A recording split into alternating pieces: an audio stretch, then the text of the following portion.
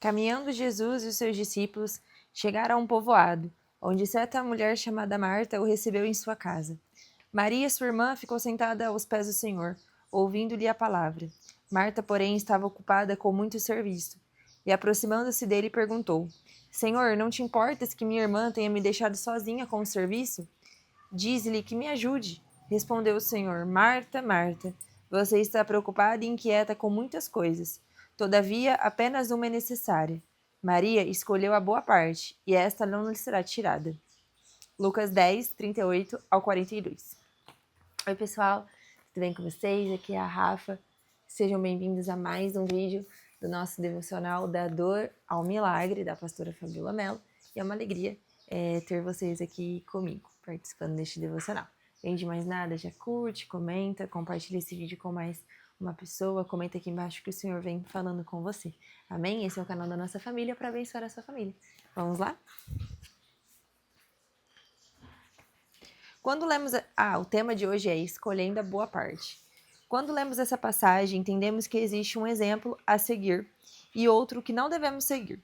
Ao olhar este exemplo, poderíamos pensar: eu quero ser como Maria, quero estar aos pés de Jesus. Não quero ser como Marta e estar muito ocupada com os afazeres do dia a dia e deixar de me sentar aos pés de Jesus.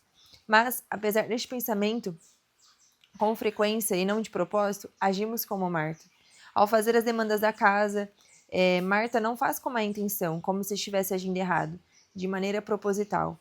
Ela apenas dá continuidade a um padrão cultural de sua época. É certo que acabamos perdendo grandes oportunidades por nos distrairmos com as urgências, ao invés do que é prioridade. Marta se tornou um exemplo disso quando teve a oportunidade de receber Jesus em sua casa, e podendo se sentar aos pés do mestre, foi fazer o que era urgente, preparar a casa para ele e seus discípulos, ao invés de se sentar com o mestre e seus discípulos. Ela provavelmente varre a casa, lava a louça, faz o almoço e acaba se ocupando com os afazeres. E se olharmos esses dois exemplos, onde gostaríamos de estar? Se Jesus estivesse na sua casa hoje, você estaria fazendo uma faxina, um almoço ou estaria aos seus pés? Frequentemente queremos estar aos pés de Jesus, ser como Maria, mas agimos com ativismo, como Marta. Quando ela escolhe não estar aos pés de Jesus, mas se ocupa arrumando a casa, não há maldade nisso. Ela viu sua família inteira fazer o mesmo, e todas as mulheres daquela época também o faziam. Ela simplesmente está repetindo um padrão cultural que recebeu. Existe um detalhe muito importante no contexto cultural a respeito de Marta. Naquela época, o que ela fez era completamente normal. Estamos falando de um contexto totalmente diferente do que conhecemos atualmente. Ela estava em um ambiente onde não era comum uma mulher sentar-se aos pés de um homem. O que Marta fez era absolutamente corriqueiro para sua época. Normalmente, ao lermos essa passagem, ficamos com a impressão de que Marta foi indelicada. Como alguém poderia trocar Jesus por uma louça? Parece um absurdo, mas na verdade era o padrão para Marta. É possível perceber isso com clareza quando um hábito na família ou um costume da região onde moramos se torna um paradigma, algo que passamos a fazer de maneira automática. Afinal, aprendemos que aquilo é o normal. Não enxergamos de outra forma e naturalmente agimos como Marta. Porém, é uma escolha nossa repeti-lo ou não. Marta e Maria estão no mesmo contexto cultural. No entanto, elas respondem de maneiras diferentes àquele paradigma. As mulheres não podiam estar aos pés de um homem aprendendo.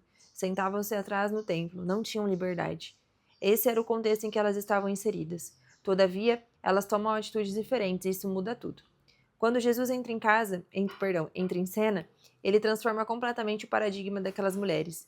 Quando Marta reclama com Jesus, ela está tentando dizer: Jesus, lembra a Maria sobre o nosso contexto. Lembra qual é a nossa realidade.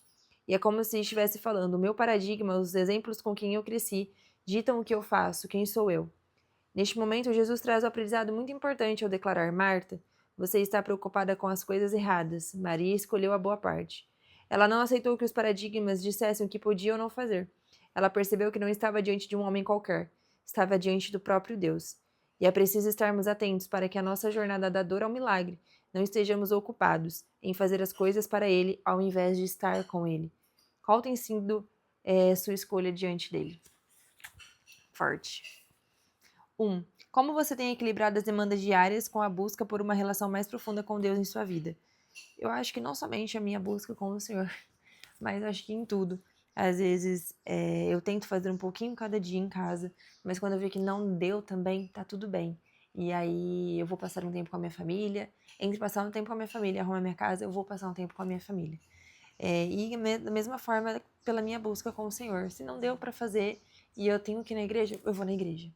Depois eu cuido da casa, depois a gente dá um jeito, sabe? Literalmente é prioridade mesmo, sabe? Nesse momento, equilibrar essas coisas. Você já se viu agindo mais como Marta, ocupado com atividades do que como Maria? Escolhendo a boa parte de estar aos pés de Jesus? Como você pode fazer escolhas que priorizem a presença de Deus em sua vida? Acredito que todos nós, né? Nós, às vezes no nosso cotidiano ainda, né? Às vezes nós agimos como Marta, né? Mas sempre buscando melhorar e ser como Maria, né?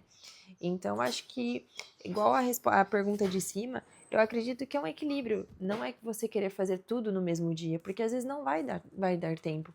Faça um pouquinho cada dia, sabe? Hoje eu vou limpar, vamos falar de coisas de casa, né? Mulheres, limpar a casa. Hoje eu vou limpar a cozinha.